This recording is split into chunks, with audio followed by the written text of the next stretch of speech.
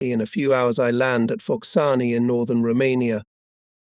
My squadron is now stationed at Husi, a little further north. The front is holding much more firmly than it did a fortnight ago. It runs from the Prut to the Dniester along the edge of the plateau north of Iasi. The small town of Husi nestles between the hills. On some of them grow extensive vineyards. Will we be able to wait for the wine? The airfield is on the northern edge of the town. And since our houses are on the opposite side, we have to walk through its streets every morning.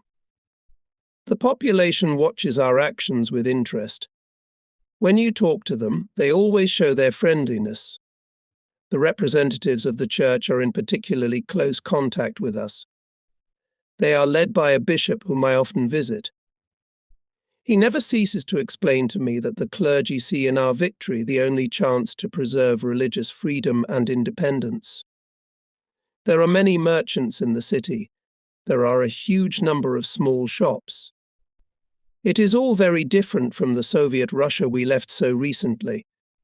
Its middle class has disappeared, swallowed up by the proletarian Moloch. As I walk through the city, I am particularly struck by the sheer number of dogs. By all accounts, they are homeless. They wander everywhere. You meet them on every corner and in every square. I am temporarily accommodated in a small villa with a vineyard, with a small stream running along the side where you can swim. At night, whole processions of dogs pass through this vineyard. They move in Indian formation, in packs of 20 or 30. One morning I am still lying in bed when a huge mongrel dog peeps in at my window and puts its front paws on the sill. Behind her, 15 of her colleagues stand in the same pose. The rear ones have put their feet on the backs of those in front and are all staring into my room.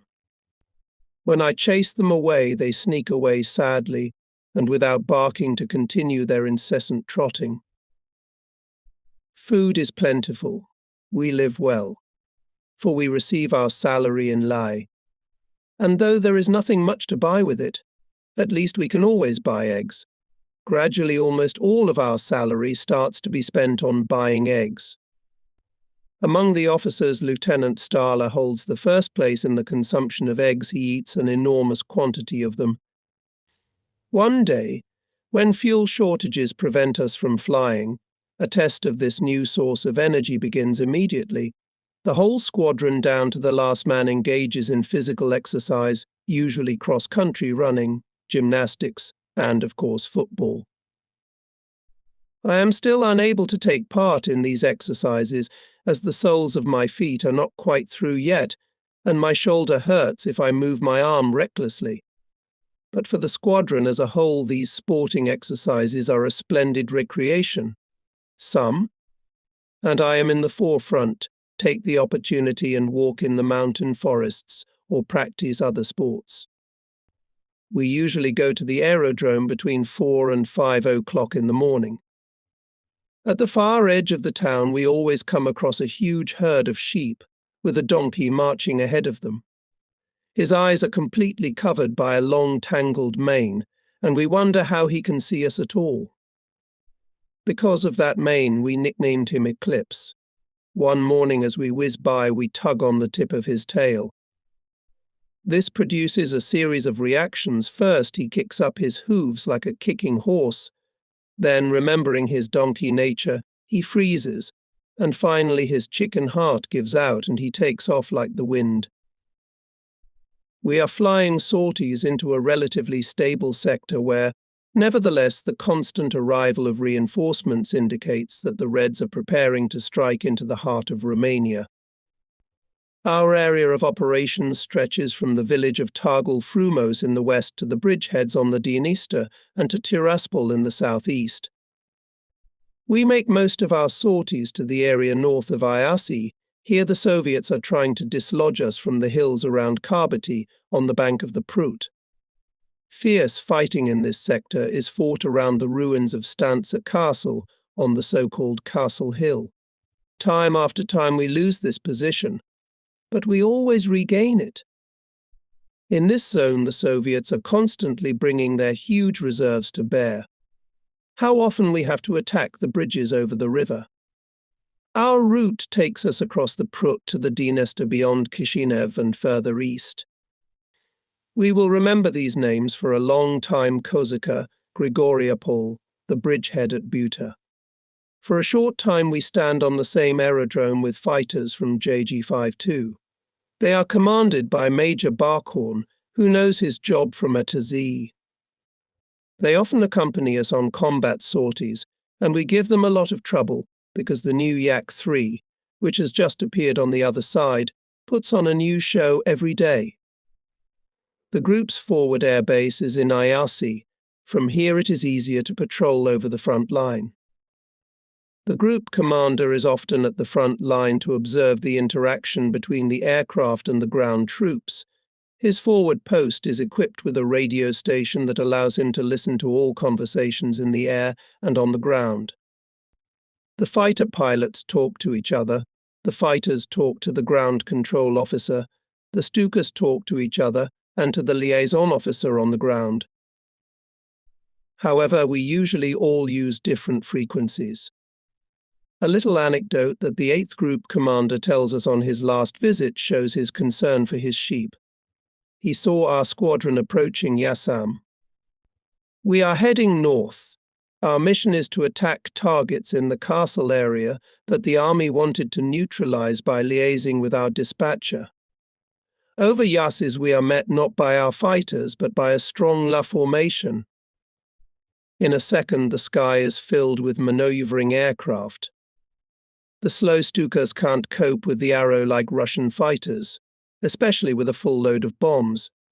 The group commander watches the battle with mixed feelings and hears all the negotiations.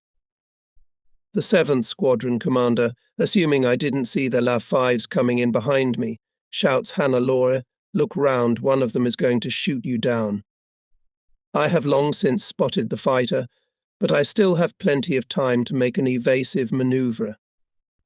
I don't like this shouting over the radio telephone.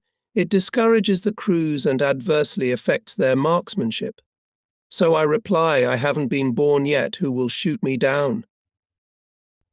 I'm not bragging. I only want to demonstrate a certain impartiality for the benefit of other pilots, because equanimity in a place like this is contagious. The Commodore concludes this story with a wide grin. When I heard that, I was no longer worried about you or the entire squadron. In fact, I watched this mess with great amazement. How often, when instructing the crews, I gave them this lecture: anyone who fails to stay close to me will be shot down by a fighter. Anyone who lags behind will be easy prey and will not be able to count on any help. So stay as close to me as possible. Getting hit by an anti-aircraft gun is most often a fluke. If you are unlucky, you are just as likely to be hit on the head by a slate falling off a roof or hit by a tram. Besides, war is not life insurance. The old-timers already know my point of view and winged sayings. When newcomers are brought up to speed, veterans hide a smile and say, "He may be right about that. The fact that we suffer virtually no losses during encounters with enemy fighters supports my theory." The new recruits must, of course, receive some training before they even get to the front. Otherwise, they will be a danger to their colleagues. Here, for example, just a few days later we make a sortie in the same area, and we are again attacked by large forces of enemy fighters. Lieutenant Rame, who has recently joined us, dives after the leader and cuts off his tail with his propeller. Fortunately, the wind carries their parachutes to our trenches. We descend in a spiral around them until they reach the ground, because Soviet fighters regularly open fire on our crews who parachute out. After a few months, Rem has developed into a first-class pilot, becoming a lead pilot himself and often filling in for the link commander. I have a sense of sympathy for those who are slow learners. Lieutenant Schwerblatt is less fortunate. He has already made 700 combat missions and was awarded the Knight's Cross, After receiving a direct hit over the target, he had to make a forced landing just behind our trenches, lost his left leg and several fingers on his hand. We will be destined to fight together during the final stage of the war. We have not a moment's respite, not only in the area north of Yas, but also in the east, where the Russians have captured bridgeheads on the banks of the Dniester. One day in the afternoon, 3 of our machines were flying over the Dniester bend between Koshitsa and Grigoriopol, where our defences had been broken through by a large number of T-34s. Lieutenant Fickle and a non-commissioned officer accompany me in a U-87 armed with bombs. An escort is supposed to be waiting for us, and as I approach the river bend I can actually see low-flying fighters in the target area. Remaining optimistic, I conclude that they are their own. I am flying towards the target, looking for tanks, when I realize that these fighters are not my escort at all, but the Ivans. How stupid of us, as we had already broken formation when we started looking for individual targets. The other 2 planes are delayed in their approach and slowly begin to join me. Moreover, our luck is changing. The Ivans are ready to fight, a desire they don't get very often. The non-commissioned officer's aeroplane catches fire very quickly and, turning into a torch, disappears in a westerly direction. Fickle informs me that he too has been hit and has to get away. The pilot of the La-5, who in all probability knows his business, gets on my tail. The others keep a short distance behind him. No matter what I do, I don't manage to shake this laugh. He has partially released the flaps to reduce his speed. I fly into deep gullies to keep him low and make the danger of colliding with the ground confuse his aim. But he keeps behind me and his tracers pass quite close to my cockpit. My gunner Gadaman shouts excitedly that the fighter is sure to shoot us down. The gully widens to the southeast of the river bend, and suddenly I'm making a turn with La clawing at my tail. Gadaman's machine gun is jammed. Tracers pass under the left wing. Gadaman yells higher. I reply, I can't. I've already got the handle in my stomach. The amazement begins to slowly build in me as to how this guy coming from behind can follow my turns in a fighter jet. Sweat is running down my forehead. I keep pulling on the control stick. The tracers continue to whiz by under my wing. Turning around, I can look directly into Ivan's tense, focused face. The other lays have stopped their pursuit, apparently expecting their colleague is about to shoot us down. Flying in this style is beyond them, almost vertical turns at 10 to 15 meters above the ground. Suddenly, on top of an earthen fortification, I notice German soldiers. They are waving their hands like crazy, most likely unable to understand the situation. But here comes a loud cry from Gadaman. La has fallen. Did Gadaman shoot down the enemy aircraft with his machine gun, or did the fighter spars fail to withstand the tremendous strain during those full-speed turns? In my headphones I can hear the loud shouts of the Russians. They saw what happened and it's out of the blue. I've lost Fickle and I'm flying home. Below me in the field lies a burning U-87.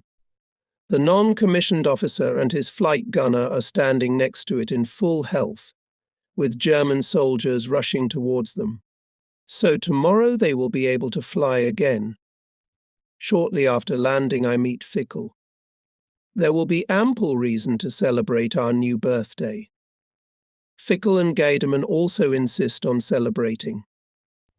The next morning, the ground adjuster of this sector calls and tells me how anxiously he watched yesterday's performance and heartily congratulates me on behalf of the division. It is clear from the radio message intercepted last night that the fighter pilot was a famous Soviet ace, twice hero of the Soviet Union. I must admit that he was a good pilot, which is no small thing. Shortly after this episode, I have to report to the Reichsmarschall on 2 different occasions. The first time I land at Nuremberg and go to his ancestral castle.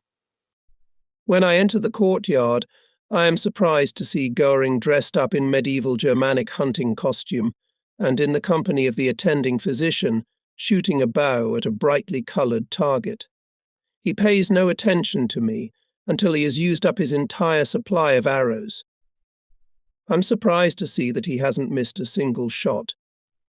I only hope he is not seized with the desire to show off his skill by making me compete with him, in which case he must realize that, because of the wound in my shoulder, I cannot hold a bow, much less shoot one. The fact that I report to him on my arrival in my undies, in any case, indicates my physical weakness. He tells me that he often exercises while on holiday. It is a way of keeping fit, and his doctor, willy-nilly, must join him in this enjoyable pastime. After a modest dinner with the family, at which only General Lawser is present, I learn the reason for my summons. He awards me the pilot's gold medal with diamonds and asks me to form a squadron armed with the new Messerschmitt's 410 with 50 mm guns and take command of it. He hopes that with this type of aircraft we will be able to match the 4-engined aircraft used by the enemy. I conclude that, since I have just been awarded diamonds, he wants to turn me into a fighter pilot. I am sure he is thinking in terms of the categories of the First World War, during which pilots awarded pour le mérite were usually fighter pilots like himself. He is predisposed to this branch of the Luftwaffe and those who belong to it, and would like to include me in that category. I tell him that I really wanted to become a fighter pilot earlier and what prevented it. But since those days I have gained valuable experience as a fighter pilot, and I would not want to change anything. I therefore ask him to drop the idea. He then tells me that he has the Führer's consent to this appointment, although he admits that he did not much like the idea of removing me from flying dive bombers. Nevertheless, the Führer agreed with him that I should on no account land behind Russian lines to rescue other crews any longer. That's an order. If crews are to be rescued, others must do so in the future. Such a requirement bothers me. Part of our code is the rule all those shot down will be rescued. I believe I should be in charge of rescuing them myself, because I, by virtue of my extensive experience, can do it more easily than anyone else. If it should be done at all, then I am the person who should carry it out. But to object now would be a waste of energy. At the critical moment, one must act as necessity dictates. 2 days later, I return to Husi and take part in the combat operations. Taking advantage of a pause of a few days, I decide to make a short trip to Berlin for a conference that had been postponed all along. On my return, I land at Görlitz, visit home and fly east to Würzlau, near Vienna. Early in the morning, when I wake up at my friend's house, I learn that people from the Reichsmarshal's headquarters have been trying to find me all night. Having contacted him, I receive orders to proceed immediately to Berchtesgaden. Since I assume that this is another attempt to impose staff or some special duties on me, I ask him, is this good news or bad news? He knows me well and says, "Of course it's good." It is not without a sense of disbelief that I board the plane and fly at low altitude along the Danube. The weather is the worst imaginable. Clouds hang at a height of 50 meters. Almost all airfields are closed. The Vienna forests are hidden by thick clouds. I fly up the Danube Valley from St. Pölten to Amstetten and Salzburg, where I land.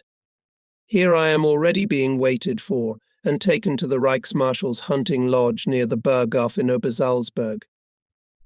He is in a meeting with the Führer, and we are sitting at the table when he returns.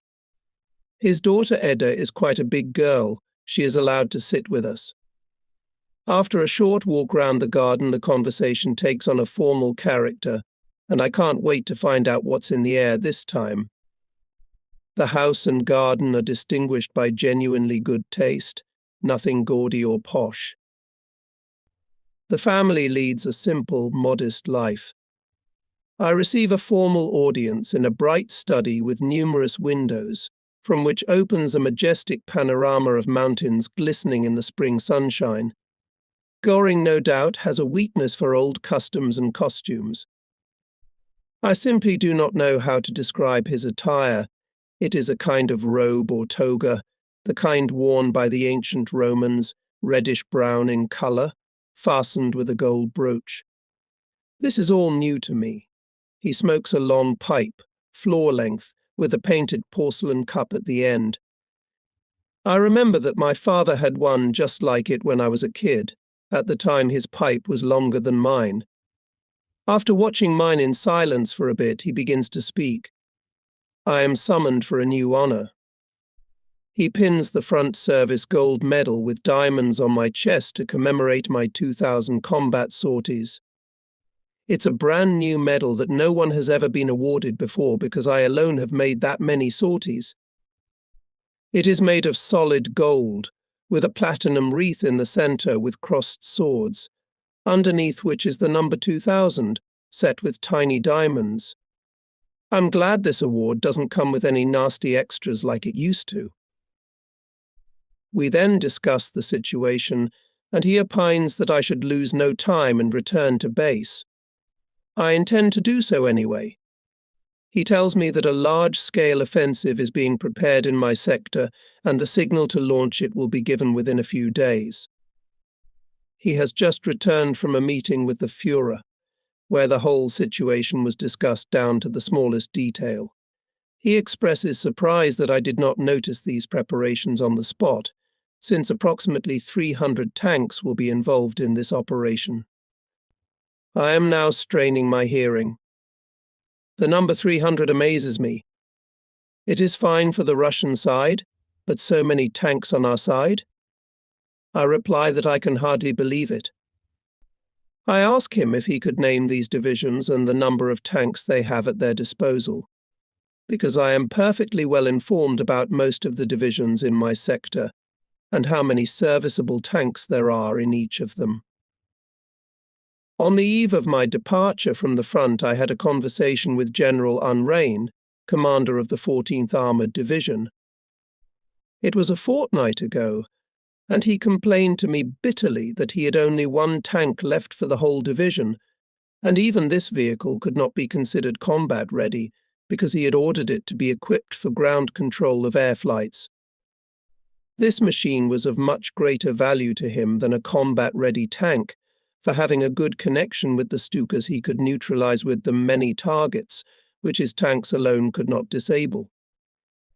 I thus know absolutely exactly how many tanks are in the 14 Armoured Division. The Reichsmarschall finds it difficult to believe me, as he has an entirely different figure. He says to me half seriously, half jokingly, if I didn't know you, I would have you arrested for saying that. But we're about to find out. He goes to the telephone and connects with the Chief of the General Staff.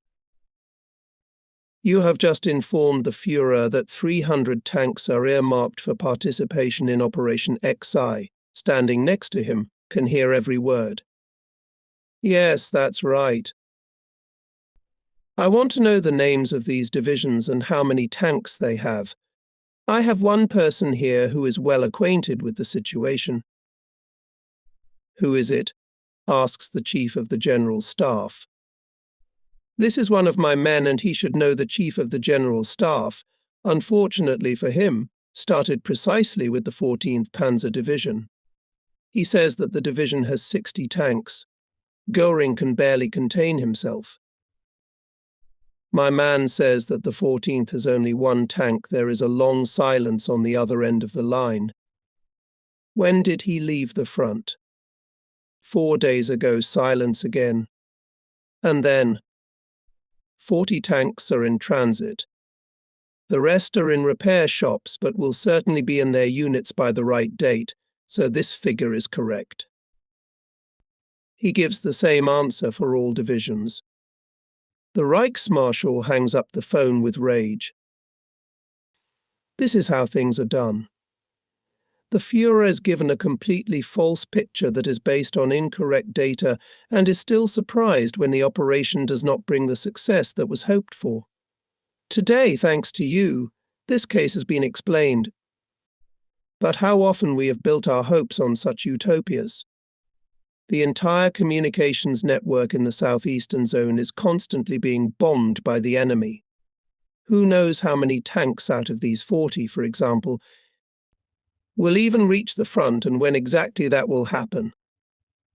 Who knows whether the repair shops will be able to get spare parts in time, and if they do, will they complete the repairs in the allotted time?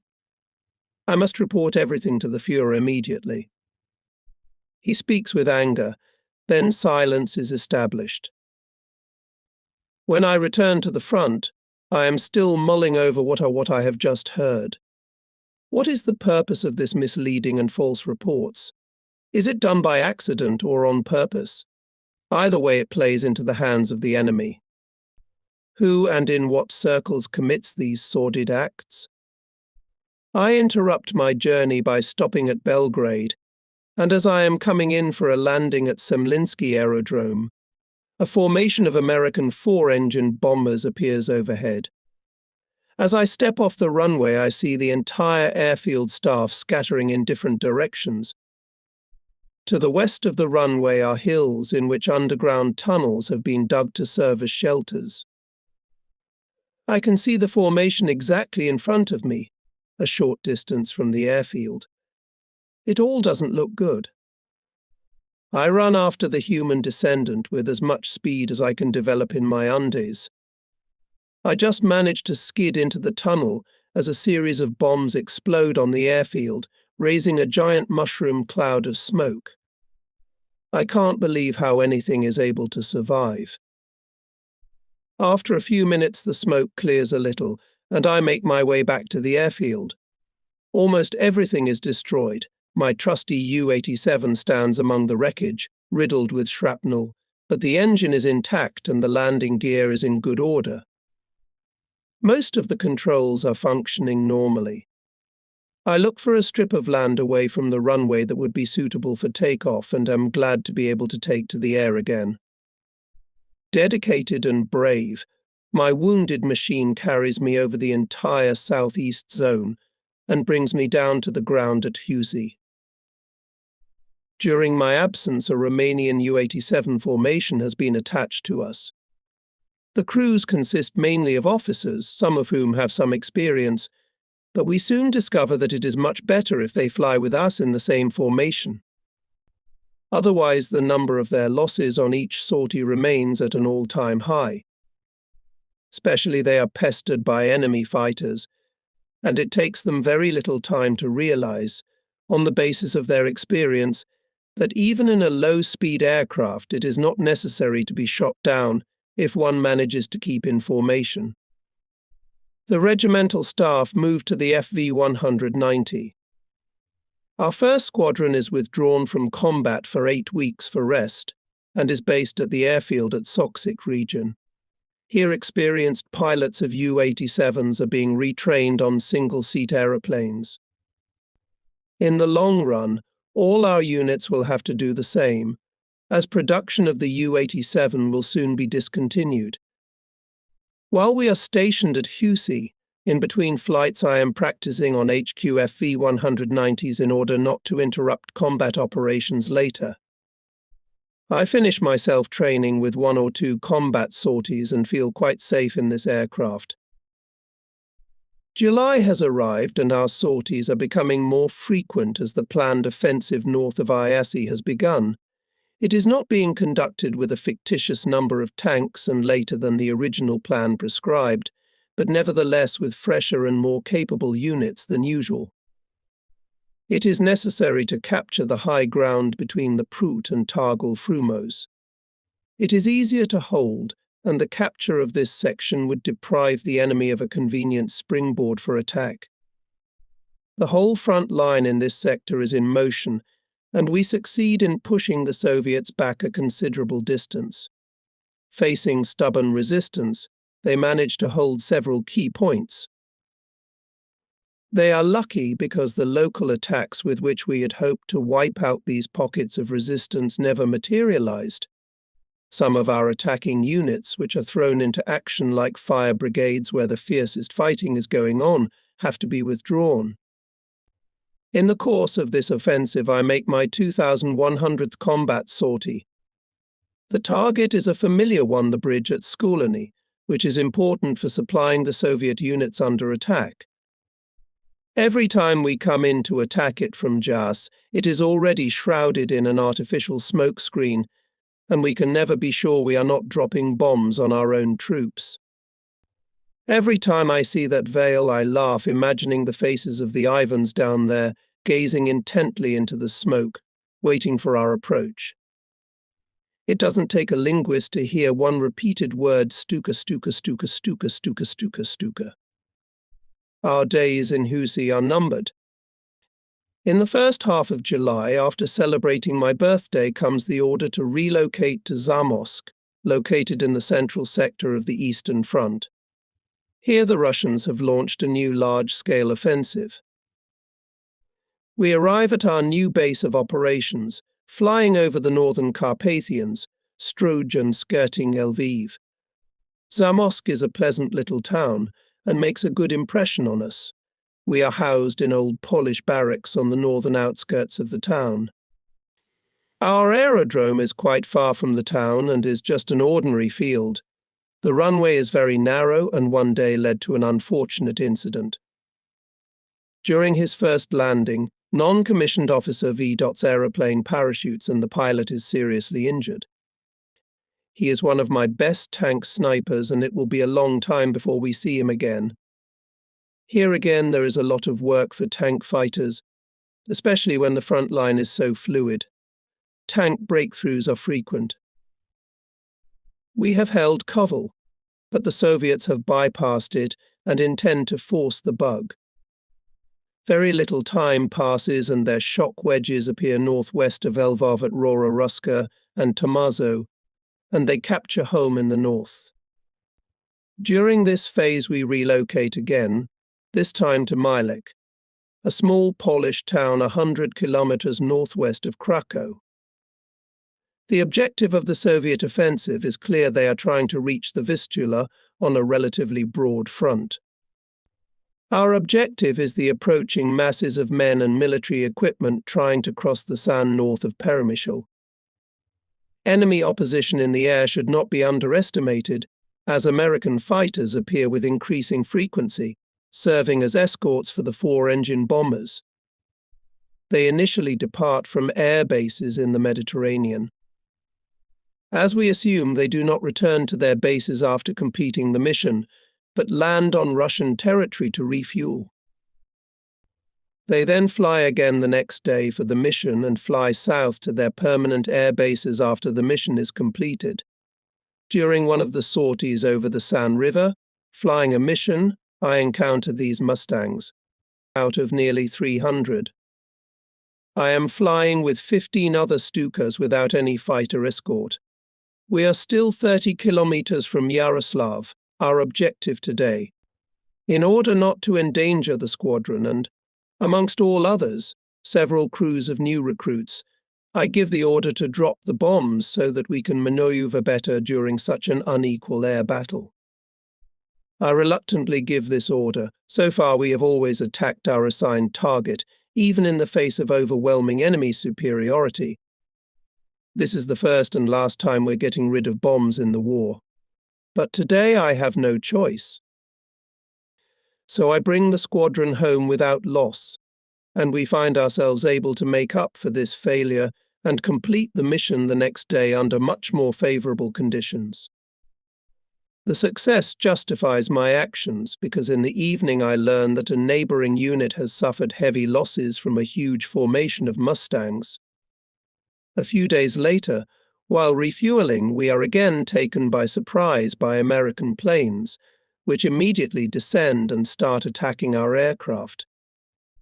The defense of our airfield is not very strong, and our anti-aircraft gunners, caught by surprise, are late in opening fire on the attackers.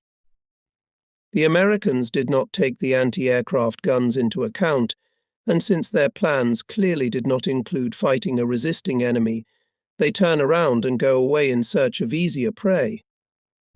A telephone call from the Luftwaffe headquarters. For the first time in this war, the Russians have set foot on German soil and are rushing into East Prussia from the area of Volkowisk in the direction of Gumben in Insterburg. I want to fly to East Prussia immediately. I receive an order for transfer, and the next day I arrive in Insterburg together with all the flight personnel. Being in the divine, peaceful silence of East Prussia, it is impossible to imagine that the war has already come so close, and from this quiet place we'll have to make combat sorties involving bombers and aircraft tank fighters.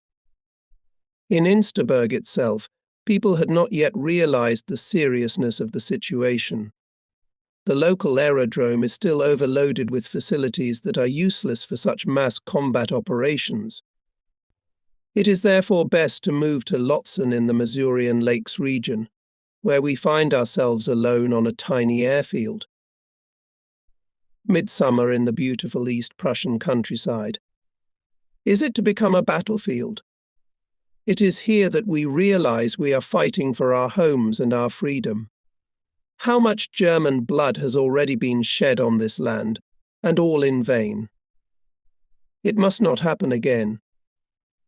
These thoughts do not leave us as we fly towards our goals Memel or Suolii, Suwalki or Augustowo.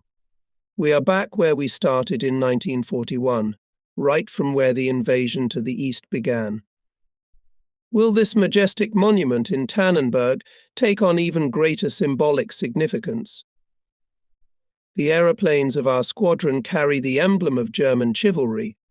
Never has it meant so much to us. Fierce fighting in the area of Volkowisk. The city several times passes from hand to hand. Here holds the defense of a small German armored unit. We support it from the first to the last ray of light, repelling countless Russian attacks for several days. Some of the T-34s are sheltering behind huge haystacks in the fields from which the harvest has already been removed. We set fire to the stacks with incendiary bullets to deny them cover, then attack the tanks. The summer is hot. We are stationed by the water and often bathe in the short half-hour intervals between sorties, a real treat.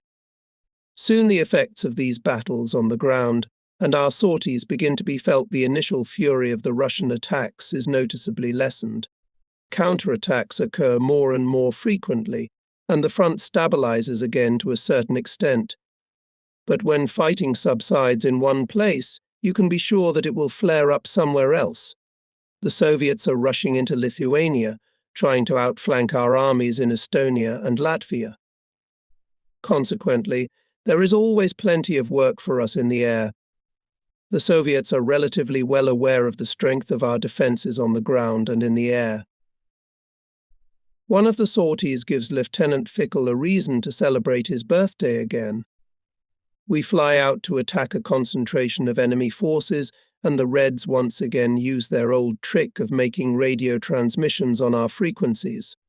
Personally, at that moment I can't understand what they're gibbering about, but it's obviously referring to us because they keep repeating the word Stuka. My linguist colleague and the ground post, which has an interpreter, tell me the whole story afterwards. Here's what roughly is going on.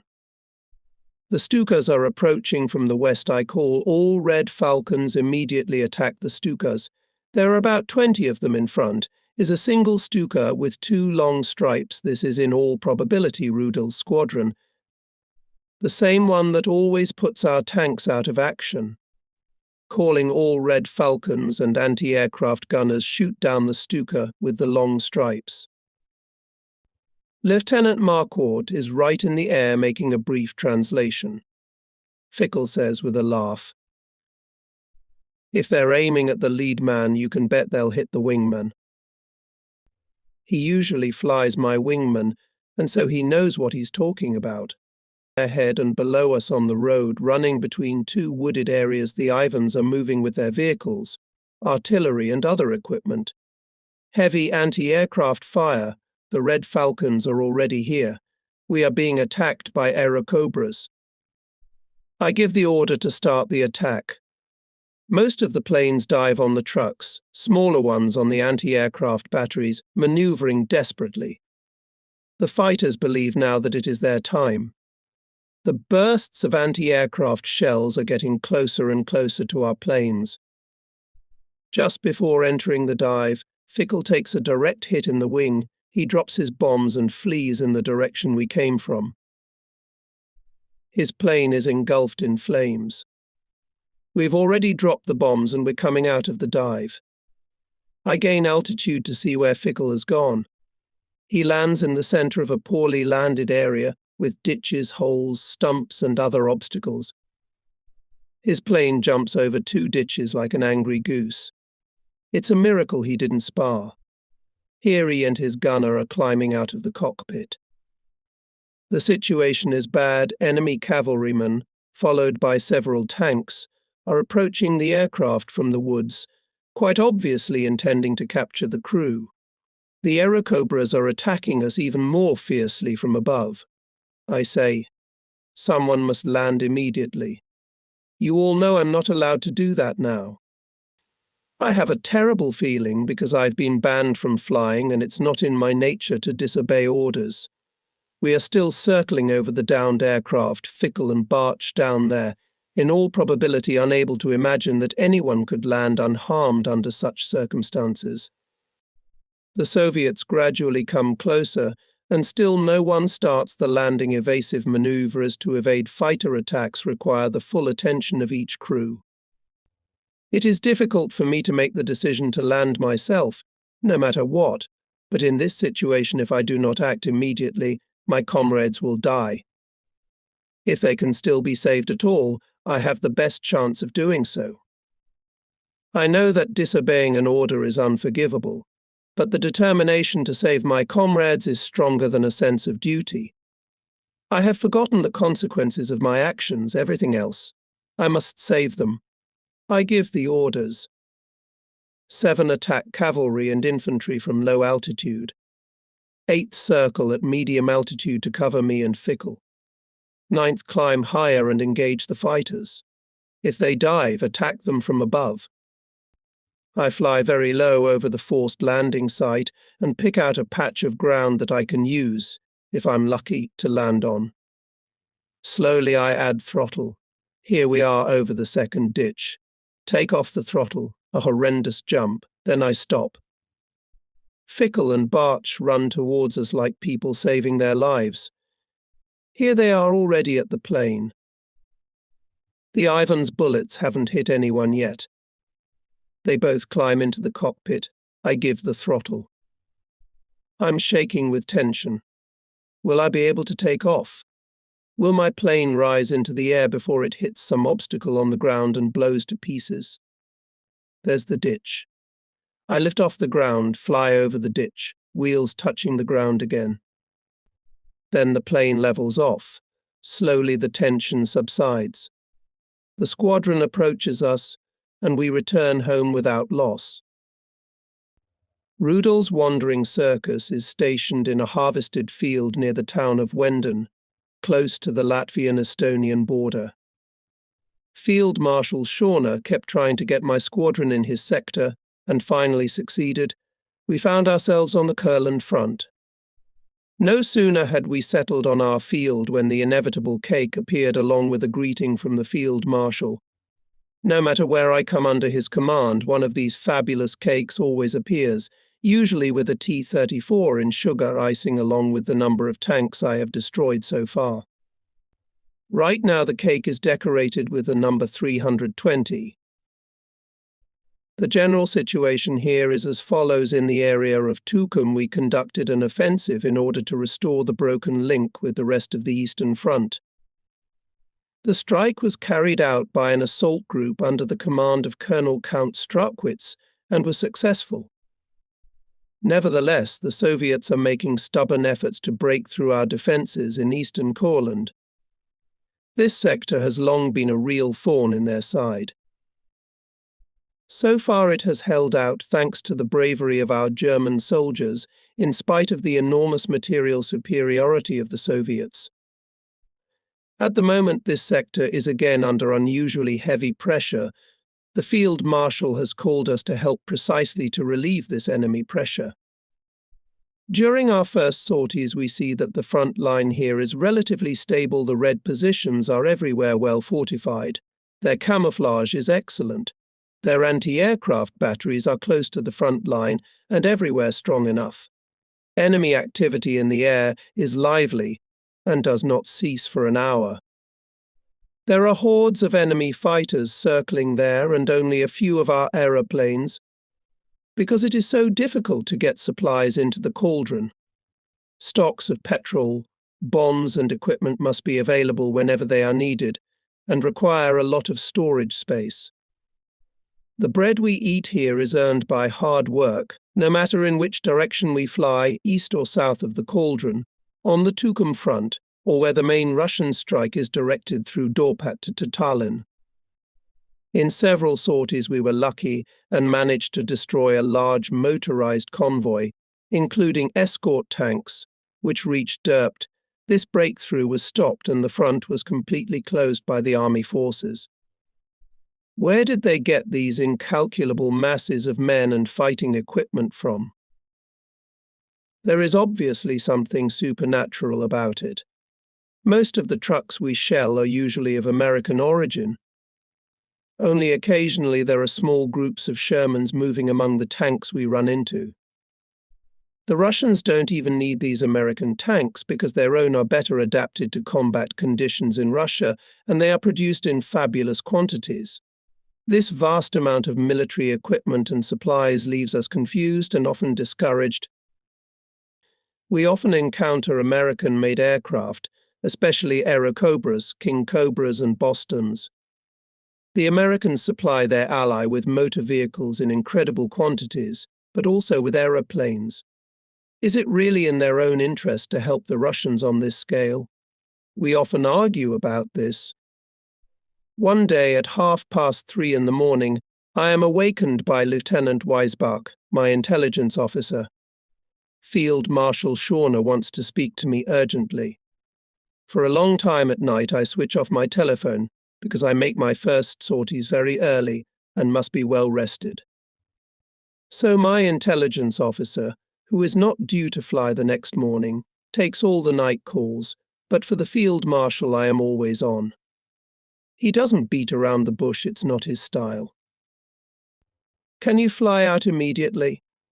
Up to 40 tanks and motorized infantry have broken through. Our frontline units were unable to stop the breakthrough and want to close the gap again this evening. But these Russians have already advanced far and need to be attacked to prevent them from expanding the breakthrough area. If they succeed in doing that, they could do a lot of damage to our rear supply lines. It's the same old story. I've been in the Schorner sector too long to wonder much longer. Our brothers in arms at the front have laid low and let the tanks over them, and now expect us to carry chestnuts out of the fire for them.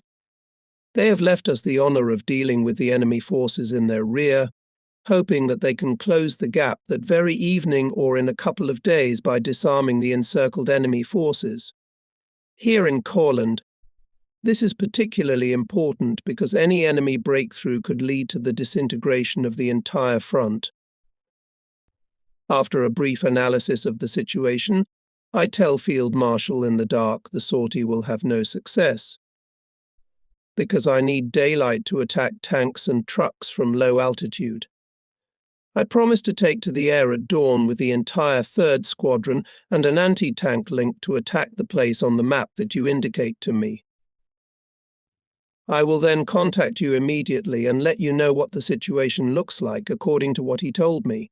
The Reds have penetrated the Lake District, and at the moment, with all their shock-armoured formations, are on the road running between the two lakes. In the meantime, I instruct Lieutenant Weisbach to use the telephone to gather weather reports from all possible sources and wake us up so that we could take off in the pre-dawn twilight and appear over the target at first light. A quick phone call to the squad leaders, And it's all automatic from there. What you've practiced hundreds of times, you can do in your sleep. The cook knows exactly when to serve coffee. The chief mechanic knows to the second when to build ground staff and start preparing for departure. All I have to do is tell the squadrons. First flight at 0530. Early in the morning there is a thick fog over the aerodrome. Due to the urgency of this task and hoping that visibility will be better in the target area, we take off. At low altitude we are heading southeast. Fortunately, the terrain below is flat as a board, otherwise the flight would be impossible. Visibility is just over 400 meters, especially when it's not quite light yet. We have been flying for about half an hour when the fog descends to the ground, because we are approaching the Lake District. Because of the difficulty of flying at 50 to 60 meters, I give the order to regroup. For safety reasons, we line up in a single row. Neighboring aircraft are moving in the ground layer of fog and from time to time disappear from sight. Under these weather conditions, we will not be able to attack successfully. If we have to drop bombs because of the low altitude, the flying debris may damage our own machines. Just staying in the target area didn't help anyone. I'm glad when the last of us lands safely. I inform Field Marshal Schorner of everything, and he tells me that he has received the same weather reports from the front line. Finally, close to 9 o'clock in the morning, the layer of fog over the airfield spreads a little and rises to a height of 400 meters. I fly out together with the anti-tank Link, accompanied by the 7th Link, which should bomb targets. Under the very layer of fog we again go to the southeast. But the further we fly in this direction, the lower edge falls. Soon we are again forced to descend to a height of 50 meters. Visibility is extremely poor. There are almost no landmarks on the terrain, and so I fly by compass. The Lake District begins and the weather remains abysmal. I am approaching from the northeast the point that Field Marshal gave me as the location of the shock wedges. I make a slight detour to the west and fly past the target, so that after the approach I continue to fly in a straight line towards home, a much-needed precaution in this weather. If the enemy is as strong as we have been described, he is most likely protected by adequate anti-aircraft fire. We cannot approach the target cautiously under cover of hills or trees, because we are entering the attack over water.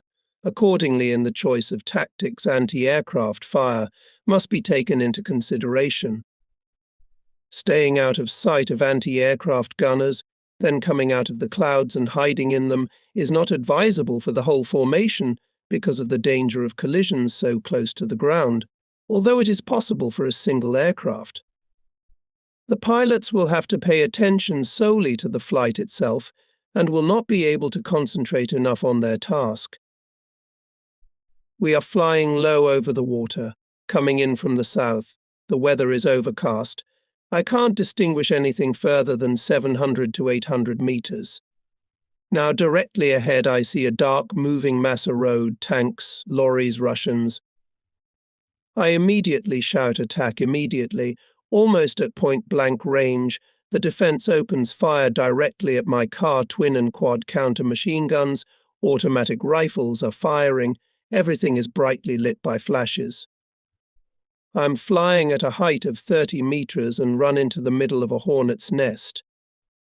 Isn't it time to get out of here? Other planes fan out on either side of me and the defenses don't pay them the same attention. I spin and toss the machine from side to side, performing the craziest defensive maneuvers to avoid being hit. I shoot without aiming because trying to level the machine for a more accurate aim would mean certain death. When I reach the tanks and vehicles, I gain a little altitude and fly right over them. I wait every second for a hit. This is all going to end badly.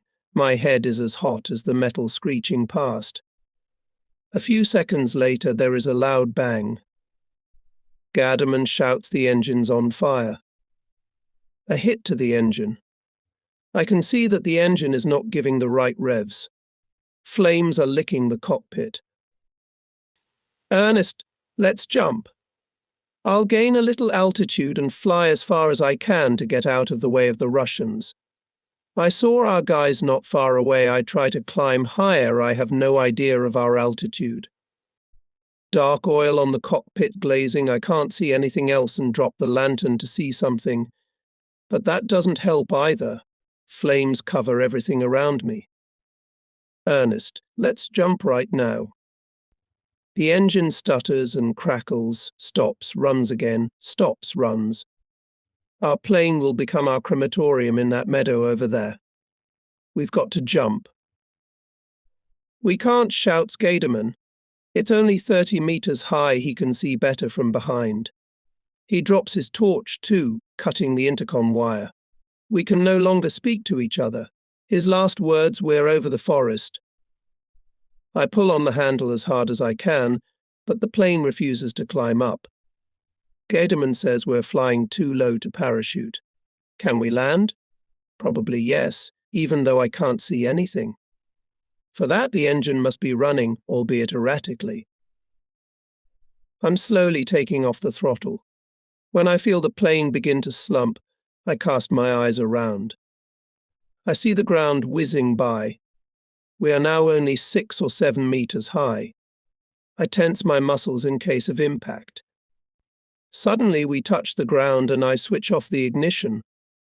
The engine stops. Maybe we're finished. Then something rumbles and I don't remember anything else. I feel something around me, so I'm still alive. I try to remember I'm lying on the ground. I want to get up, but I can't. I'm pinned to the ground, pain in my leg and head. Then I realize that Garderman must be somewhere. I call out to him, "Ernest, where are you?" I can't get up. Wait a little while, maybe it will work out. It hurts a lot. A little time passes before he, limping, walks over to me and tries to pull me out of the wreckage. I realize now why I'm in so much pain. A long piece of metal from the tail of the plane has pierced my lower thigh, and the entire tailplane is lying right on top of me, so I can't move. Where are the burning pieces? The first thing Garderman does is pull a piece of metal out of my leg. Then he extracts me from under the tail debris. He has to strain all his strength to lift them. I ask, "Do you think the Russians are here yet?" Hard to say. We are surrounded by woods and bushes. As soon as I get to my feet, I look around at the scene of the crash. About 30 meters away from us lies the engine. It's still on fire. 10 meters away lies the wings, one of them also smoking. Directly in front of me, at a decent distance, lies a part of the fuselage with the seat of the flight gunner, in which Garderman was jammed. That's why his voice was heard from the front when I called out to him. It usually comes from behind because he's sitting behind me. We dress our wounds and try to figure out why we are still alive and in relative safety, because without proper dressing I can't expect to be saved. Too much blood has been lost. Our fall from a 30-meter height went in what seems to have been the following sequence. The main impact was softened by the trees at the edge of the forest. Then the plane hit a strip of sandy soil where it broke apart, and its various parts flew apart, as I have already described. Both of us were not strapped in as we were preparing to parachute. I still can't understand why I didn't hit my head on the dashboard. I was lying far away from the remains of the pilot's seat. I must have been thrown here along with the tail. Yeah, you're not born beautiful, you're born happy. Suddenly a crackling sound is heard in the bushes. Someone is making his way through the undergrowth. We look in the direction of the sound with bated breath, then exhale with relief. We recognize the German uniforms. They have heard the rumble of a fall from the road, and before that, distant gunfire and a burning German aeroplane. They rush us. There is no one behind us. Only hordes of Ivans. One of them adds with a chuckle, but I think you've spotted the Ivans yourself, and points with his eyes to the smoking wreckage of the aircraft. We climb into the lorry they were travelling in and head northwest. In the afternoon we arrive at the squadron's location. No one saw our crash because everyone was busy at that moment. The first 4 hours of our absence did not cause much concern, as I, as a result of enemy action, was often forced to land my plucky U-87 on its belly not far from the front line and then report my whereabouts by telephone. Nevertheless, as more than 4 hours passed, people's faces darkened and faith in my proverbial infallible guardian angel began to wane. I got through to the field marshal. He was more pleased than anyone that I had returned from the other side of the world, and need hardly be told that he had warned me of the imminent arrival of another birthday cake. The sky is bright blue and the last signs of fog have disappeared. I report to the field marshal that we are flying out again. I am particularly ill-disposed against our Soviet friends. It's them or me, that's the law of war. This time it wasn't me, hence it was their turn. The regiment sent its medic to Storch. He bandages my wounds and announces that I've got concussion. Gaderman has broken 3 ribs. I can't say I feel great, but my determination to fly outweighs all other considerations. I'm briefing the crews, assigning them targets. We will attack the anti-aircraft guns with all bomber planes, and when they are neutralized, we will destroy trucks and tanks during low-altitude attacks. My squadron quickly takes to the air and heads southeast. We are flying at an altitude of 2,200 meters, so we will be able to come in from the side of the sun. The anti-aircraft gunners will hardly see us, and we can more accurately drop bombs on their guns if they glint in the sun. There they are, still in the same place as before. Apparently they're not going to move on until reinforcements arrive. Some of the anti-aircraft guns are mounted on lorries. The rest are placed in circular fortifications around the vehicles. Once the fireworks begin, I quickly memorize the targets and then follow my own plan of attack, starting with the anti-aircraft guns. I find a special satisfaction in this, as I owe them for the fact that a few hours ago my life hung in the balance. We in anti-tank aeroplanes fly through the smoke and dust clouds created by the bomb explosions and attack the T-34s. We have to be careful at all times not to be near an exploding bomb. Anti-aircraft guns are soon suppressed. One tank after another explodes, the lorries catch fire. They never make it to Germany. This armoured wedge has definitely lost its impetuosity. We return home with the feeling that we have done our best.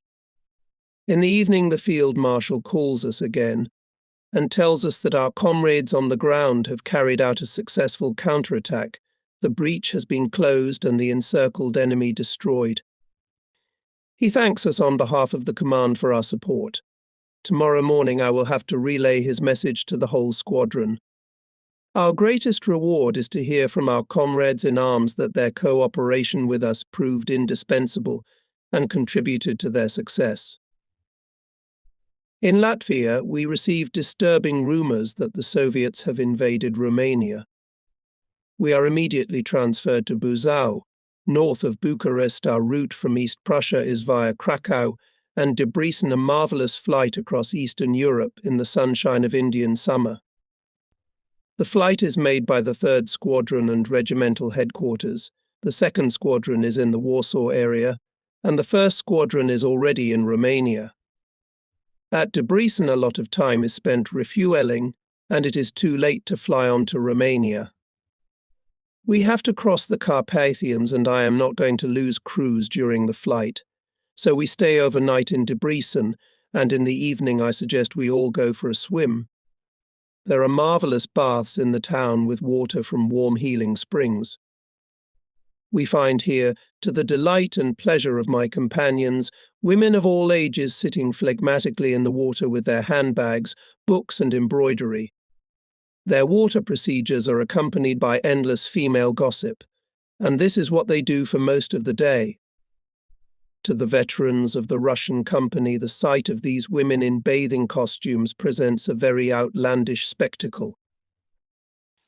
Next morning we fly to Klausenburg, a beautiful old town where the Transylvanian Germans lived centuries ago, which is why the locals speak German.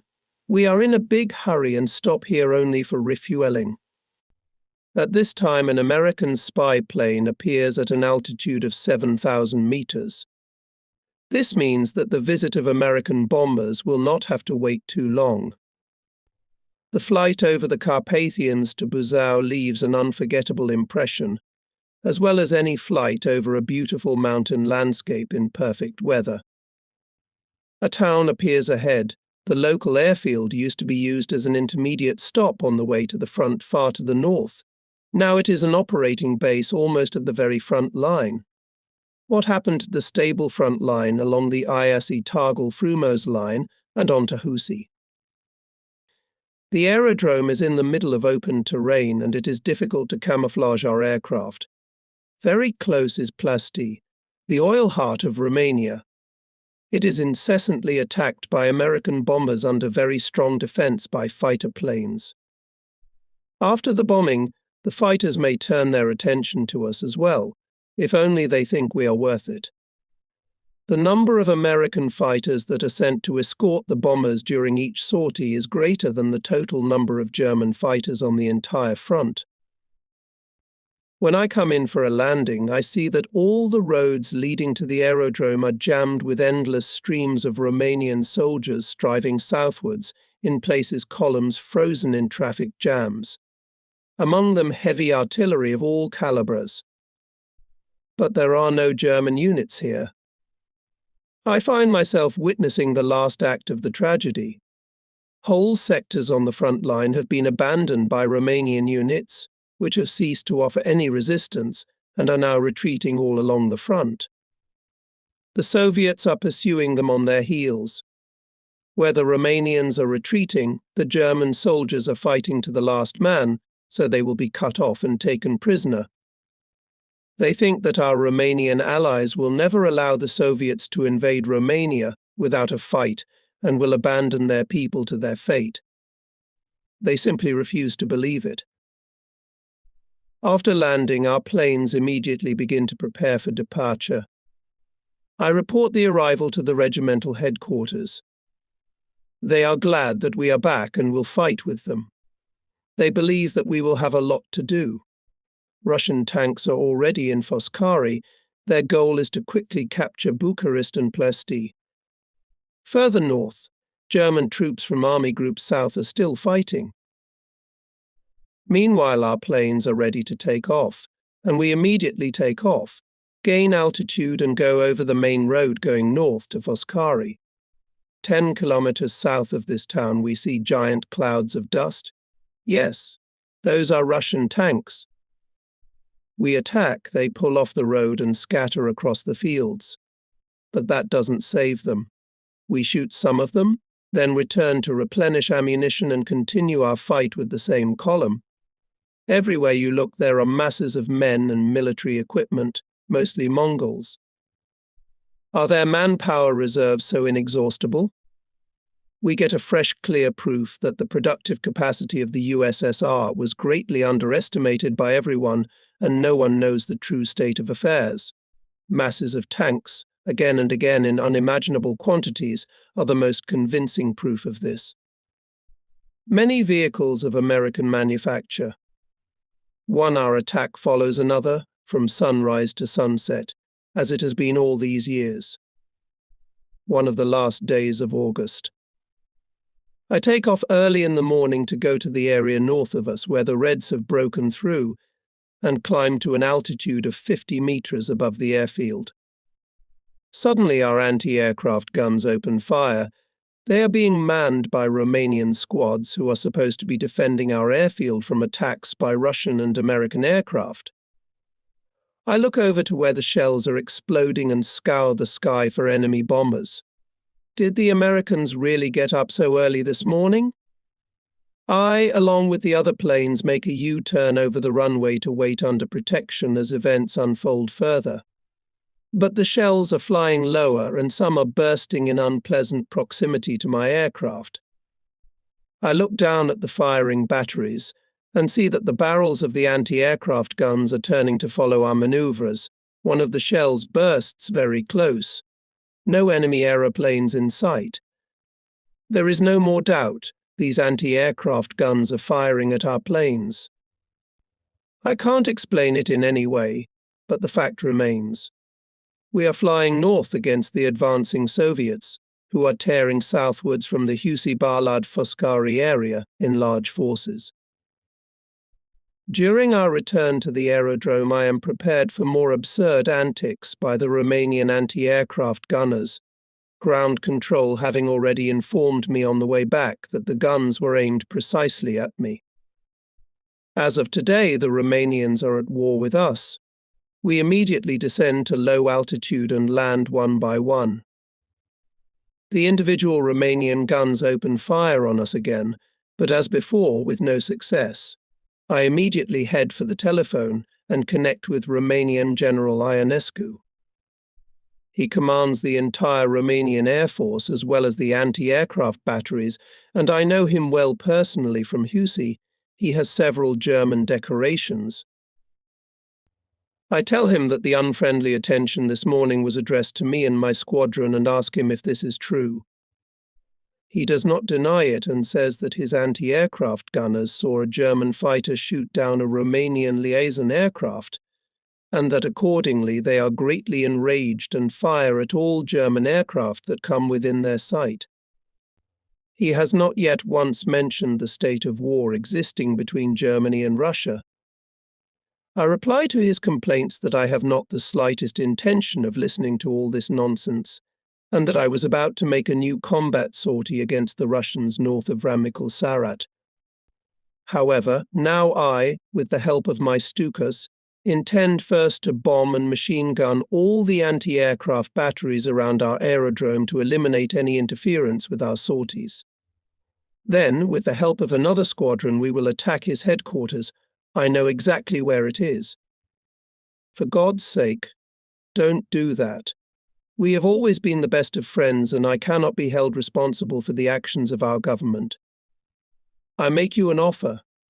Neither we nor you will do anything about it, and pay no attention to the declaration of war as if it did not exist. I give you my personal guarantees that as long as I remain in command, not a single shot will be fired at your Stukas. He swears by our old friendship with him in particular, and by his warm feelings for us Germans in general. After this separate peace has been declared between us, I have no further cause for complaint. It is a curious situation I am here alone with my flying staff on this aerodrome in a country which is at war with us. 2 Romanian divisions with all their equipment, including heavy artillery, have surrounded our aerodrome.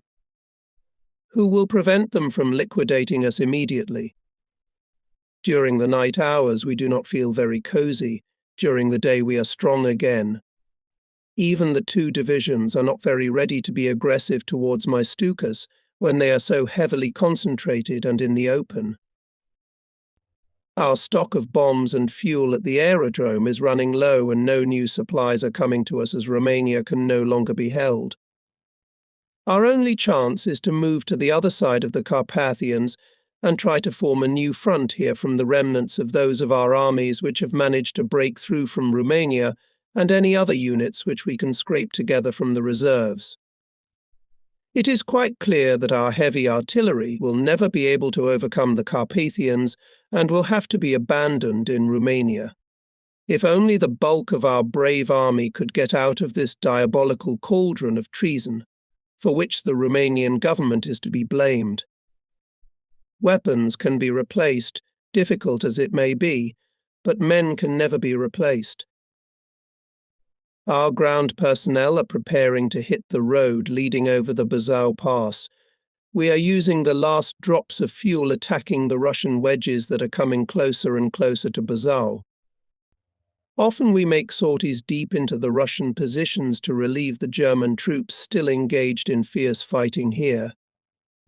What a sad sight, enough to drive anyone to despair, to see these veterans of the Russian company, surrounded by the enemy, thrashing against the approaching wall of a numerically superior enemy until they have nothing to fight with but their personal weapons. The artillery has long since fired all their shells. Soon they will not even have rifle or revolver cartridges left. The only way to drag out their resistance is to attack and attack again. Now our supplies at the airfield are finally depleted, and we are flying west over the Carpathian Mountains to our new base of operations at Soxis region in Hungary. In this town almost everyone speaks German. It is the citadel of the Transylvanian Germans. There's a German church and a German school over there, and when you walk through the town, you don't even think about the fact that you're not in Germany. The town is picturesquely spread out between chains of hills and small mountains, and there are many forests in the neighborhood. Our airfield is on high ground and surrounded by forests, and we are quartered in the town itself and in the neighboring purely German villages to the north and northeast of it.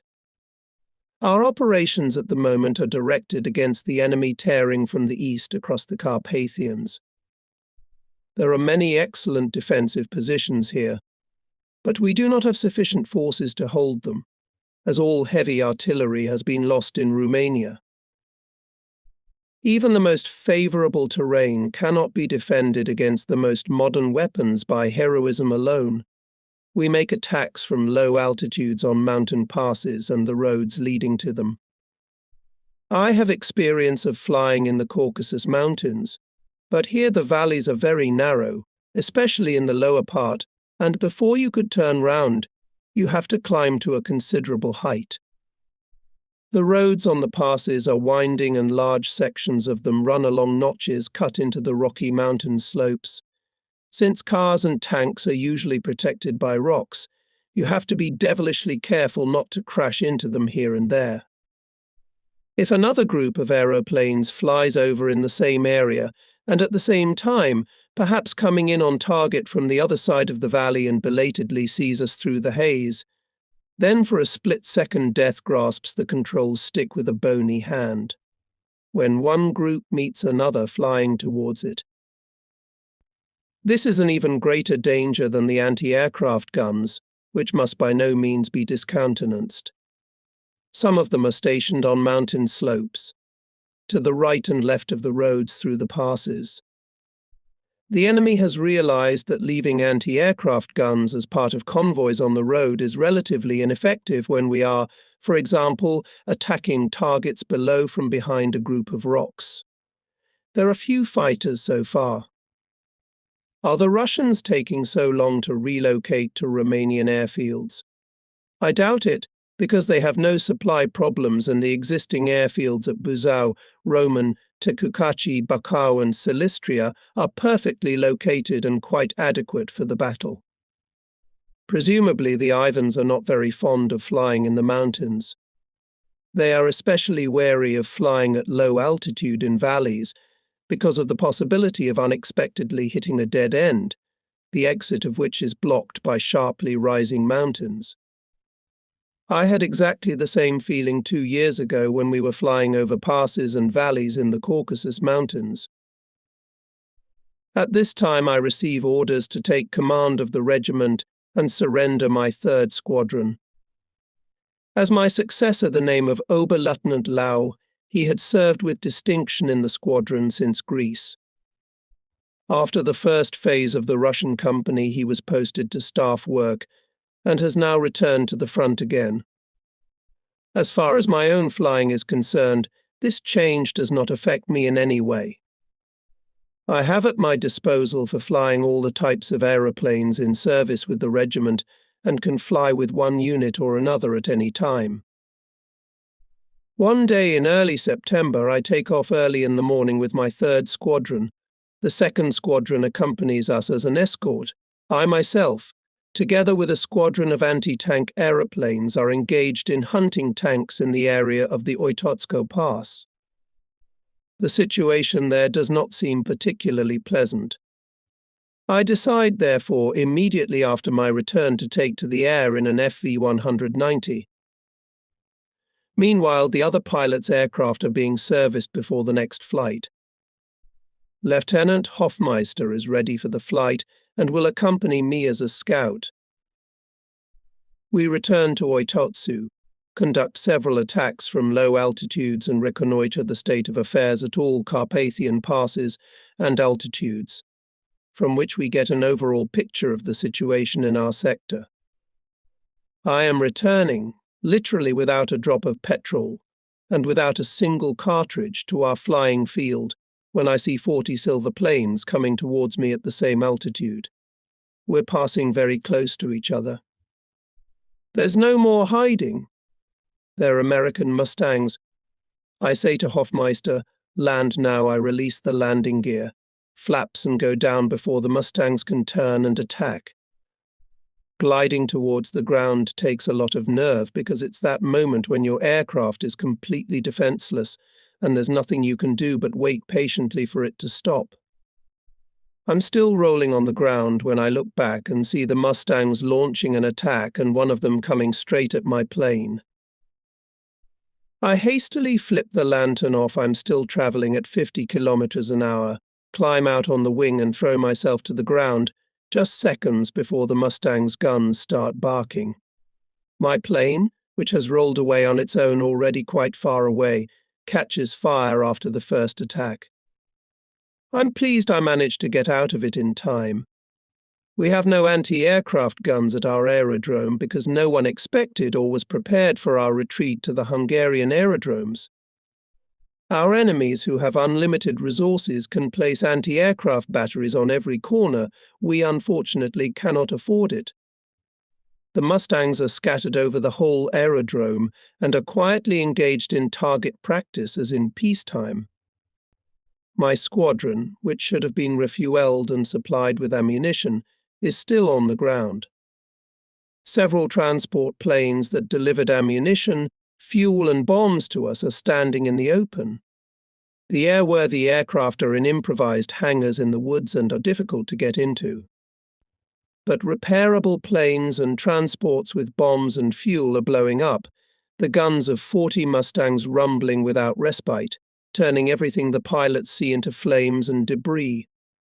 I am overcome with helpless rage, having to look at it all and not being able to respond. The aeroplanes are burning under the whole aerodrome, and clouds of black smoke are rising above them. In this turmoil, one would think that the end of the world has come. As absurd as it sounds, I try to sleep for a moment. By the time I wake up, it will all be over. If that guy who keeps circling above me can hit me, I'll have an easier time accepting it if I fall asleep. After the Mustang pilot set my plane on fire during the first attack, he must have noticed me lying in the field. Perhaps he actually saw me jump off the wing. Either way, he comes back again and again and tries to hit me with cannons and machine guns. Apparently, he can't see me clearly through the scope. He must not be able to believe he hasn't hit me yet, because after coming in once or twice, he comes roaring over me, drops to a height of a few meters and looks at me. I lie on my stomach without moving, only turning my head slightly to glare at him from under half-lidded eyelids. Every time he approaches me from the front, sand from bullet fountains falls on me. Will he hit me next time? You can't run, they shoot at anything that moves. And so it goes on, ad infinitum. At last he, as I am quite sure, runs out of ammunition. Passing over me once more, he flies away. His colleagues have also used up their ammunition. Very cleverly, I must admit. They line up over the airfield and fly away. Our aerodrome is a terrible sight, particularly at first glance. The first thing I look for is Lieutenant Hofmeister. His aeroplane is lying on the edge of the airfield. He must have failed to land quickly and been caught while landing. He is injured, one leg will have to be amputated. There are planes burning and exploding on the airfield, fortunately only a few combat-ready machines among them, which were well camouflaged and were not such an easy target. As I visit each unit in the woods, I am told that during the attack the ground personnel, as they were ordered to do, took continuous small arms fire. 4 Mustangs were shot down. Considering we had no anti-aircraft guns, this is particularly encouraging. So the Mustangs didn't get their safe target practice fire.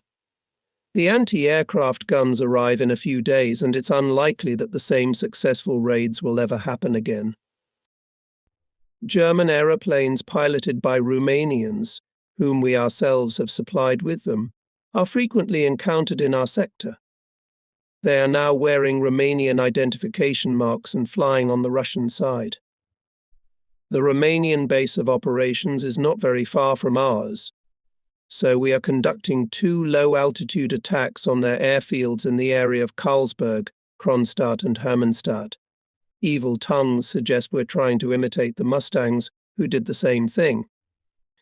We destroy more than 150 aircraft on the ground, some of them in the air. They are mostly training and liaison aircraft, but in this case they are also used by the Romanian Air Force, even if for training. The success of these attacks depends very much on the strength of the enemy defences. The fighting in Romania has come to an end. Soviet flooding has swamped the whole country, and now they are trying to find passages into Hungary. Russian columns one after another are marching over the Ruther Term Pass towards Hermannstadt. Sorties against these are particularly difficult because their armies are very heavily defended against air attack. During one of the flights over the northern slopes of the pass, a 40mm anti-aircraft shell blows off my lantern. Fortunately, none of the shrapnel hits me. That same evening, my intelligence officer says that he hears propaganda programs in German on the radio almost every day. These are stories of German soldier atrocities and incitement to guerrilla warfare. The program always begins with the words Kronstadt speaking. After talking to the group, we schedule the first attack on the radio station for tomorrow so we can deal with these provocateurs. At dawn, we take off in the direction of Kronstadt, an old settlement of Transylvanian Saxons. Just ahead, in the morning mist, the town appears. We don't have to fly over it. The transmission station with its 2 tall masts stands on the main road 7 kilometers to the northeast. Between the giant masts is a small building, the nerve center of the entire transmitting station. As I fly closer and am about to dive, I see a car pulling out of the courtyard of this building. If I had been sure that its occupants were the ones who incited the guerrillas to stab us in the back, I could have easily covered them during the attack. The car disappears into the woods and the passengers watch our radio attack from afar. During the attack, you have to be very careful not to dive too low, because the masts are connected to each other with many cables that are easy to get caught on. A small building is right in the center of my sight. I press the button, come out of dive and circle around the masts, waiting to see the result while my squadron is back in formation. Coincidentally, one of my little 10 kilograms bombs hit the top of a mast, which broke and bent at right angles. There was nothing left of the radio building. The bombs had done their job. Now they would not be able to broadcast their evil propaganda programs from here for a long time. With this comforting thought, we return to base. The increasing pressure on the Carpathian passes shows more and more clearly the extent of the damage to our military power caused by the Romanian fiasco. The Soviets have advanced far beyond Hermannstadt. They are almost at Tauernberg and are trying to capture Klausenberg. Most of the troops in this sector are Hungarian, mostly parts of the 1st and 2nd Armoured Divisions. There are virtually no German reserves to form a backbone of resistance in this important sector. This Soviet offensive endangers the German forces holding the Carpathians further north. They have to abandon their positions on the passes with serious consequences, because the Carpathians, being a natural fortress, are the key to the Hungarian plains, which will be very difficult to hold with our diminished forces. For the last few weeks it has been easy for the Soviets to do their job because they have been advancing on Allied Romania, in which serious German resistance could not be organized. Our motto away from Romania, the next stop is the Carpathians. But Romania has a long border, and this means that our poorly defended front will have to stretch even further. We return for a few days to our old airfield west of Soksik region, from where we make almost daily sorties to the Torenberg area. For the first time in God knows how long, the Iron Gustavs go into action. During each sortie we stay in the target area as long as our fuel supply allows us, always hoping to encounter the enemy. The 3rd Squadron is engaged in bombing. It is escorted by the 2nd Squadron, the headquarters wing and myself in an FV-190. During this phase we managed to shoot down a large number of Russian attack aircraft and fighters, especially the commander of the 2nd Squadron, Oberleutnant Kennel, who was awarded the Oak Leaves, succeeds in the hunt. It is no business for dive bombers to shoot down enemy aircraft, but during the present crisis it seems to me very important to our fighting comrades on the ground that we can successfully defeat enemy aircraft. That is why our anti-tank snipers also engage aircraft and achieve excellent results. These operations show us old U-87 pilots that it is better to be a hound than a hare. Nevertheless, we are still loyal to our old machines. In September 1944, the battle for the plains of Hungary becomes a reality. At this moment, the news reaches me that I have been promoted to the rank of Lieutenant Colonel. The headquarters link and ground staff are briefly stationed at Tasnad, south of Tokaj. 1st and 2nd Squadrons and myself are southeast of Tasnad. 3rd Squadron is moving to the Miskolc area, where their sorties are hampered by a poor airfield. The whole surrounding area, including the roads leading to the aerodrome, having been turned into swamps by the heavy rains. We are standing here for a short time, only to assist our troops in the fighting going on in the Grossvardin-Segel-Debrecen area. The Russian hordes are moving eastwards, almost exclusively at night. During the day they remain in place, well camouflaged in forests beside roads, in cornfields, or in villages. Bombing and air attacks become less important than reconnaissance, since the target must be recognized before it becomes possible to inflict serious damage.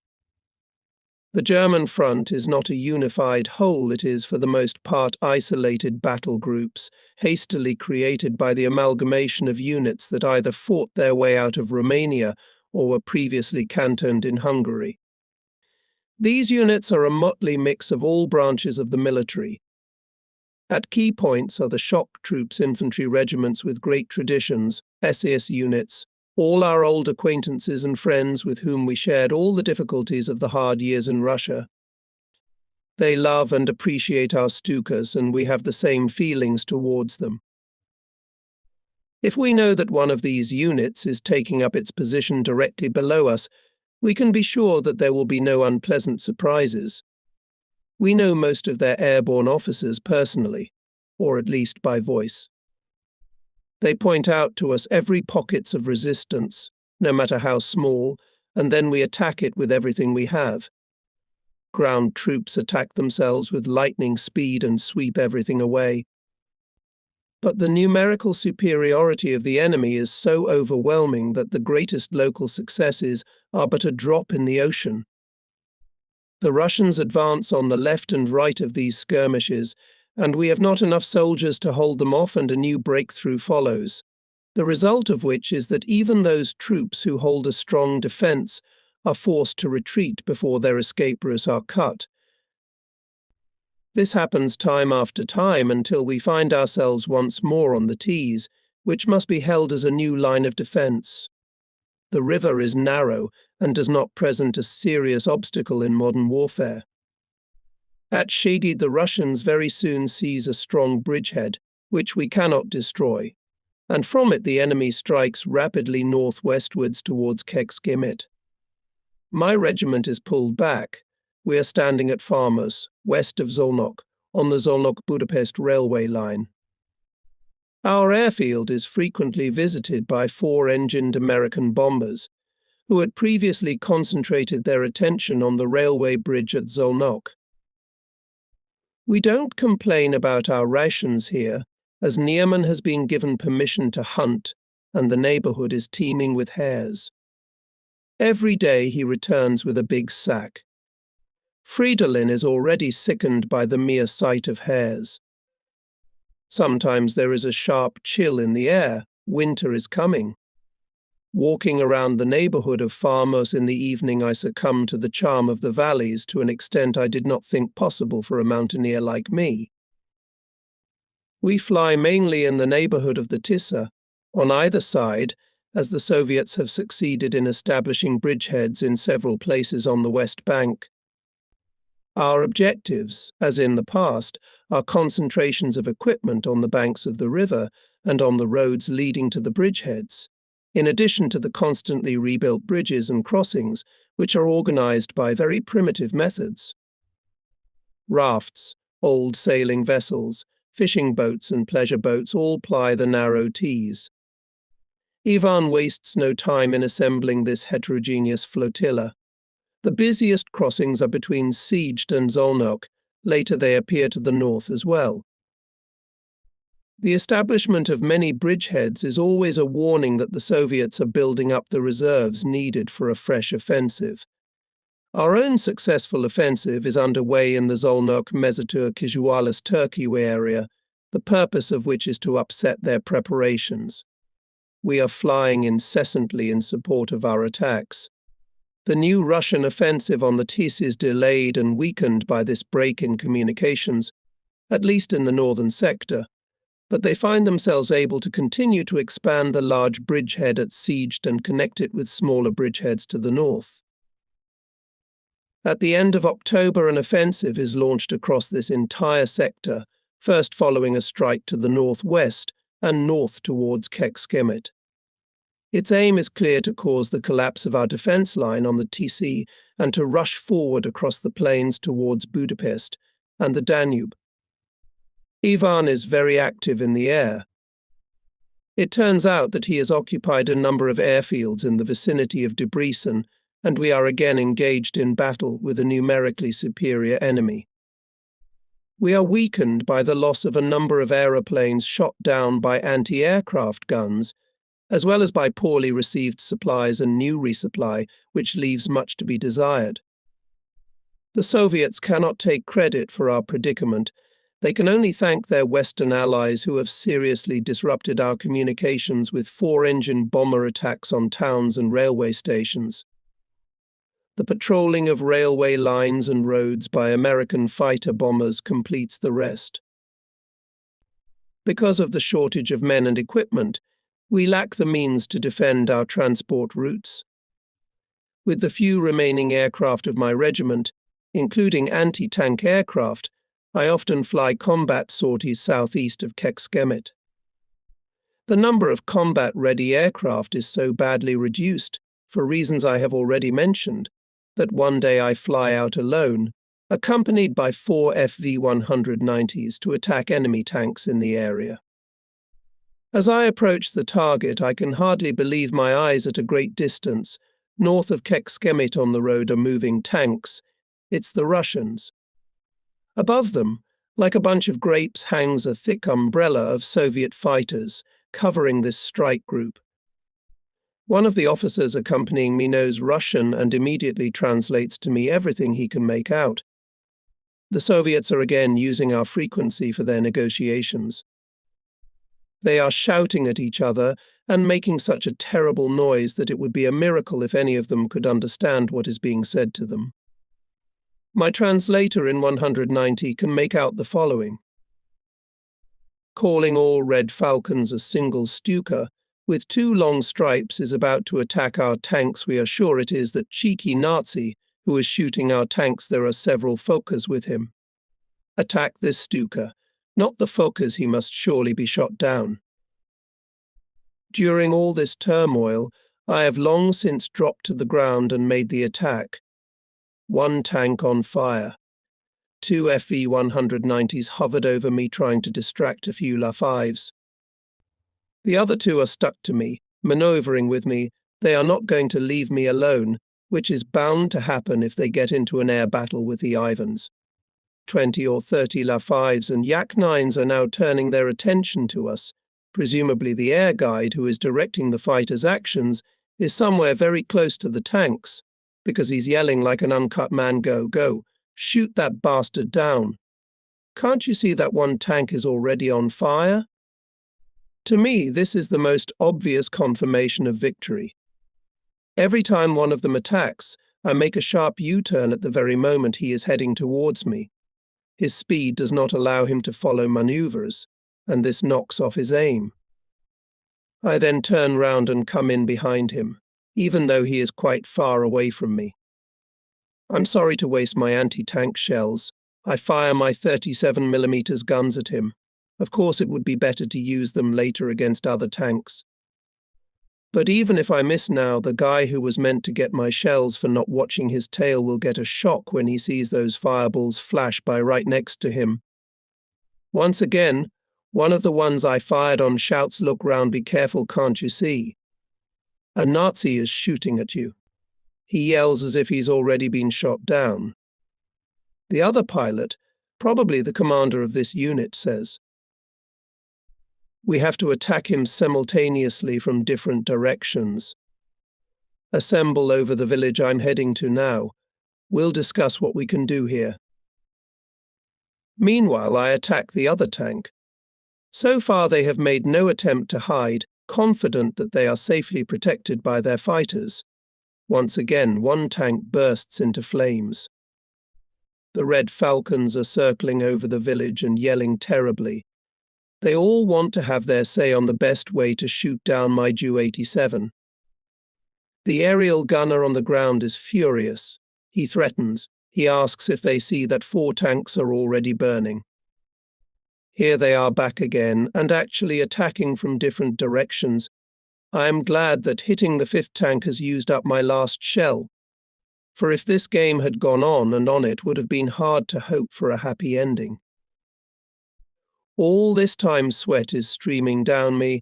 Although the weather is very cold, excitement warms me better than any fur jacket. The same is true of my escort. Lieutenants Bierman and Kanada are less afraid of being shot down than of failing in their duty to protect me. However, it is even more likely that the Ivans can say the same about themselves. If they could not shoot down the Stuka with stripes as they were ordered to, they could at least take on the Fokkers. We head for home. The Ivans follow us for a while, then turn back. For a while longer we hear the grimaces of the ground aviation officer and the Red Falcons, who apologize. It happens that there is nothing in the way of the Russian advance but isolated units hastily sent to the area of the breakthrough. These often consist of anti-aircraft gunners, airfield maintenance personnel, and rear army services. We are short of men and equipment. The same old story, over and over again. Individual bravery, individual actions can delay but cannot completely stop the advance of colossal masses of men and enemy equipment. The few strike units we have cannot keep up everywhere at the same time. In spite of everything, our comrades on the ground are fighting with unfathomable bravery. The front along the Tisa can no longer be held. The next line of defense must be the Danube. I am alarmed by the Soviet strike in the extreme south through Funfkirchen towards Kaposhwar. If it proves successful, this new position will again be in danger. Very little time passes and my fears are confirmed.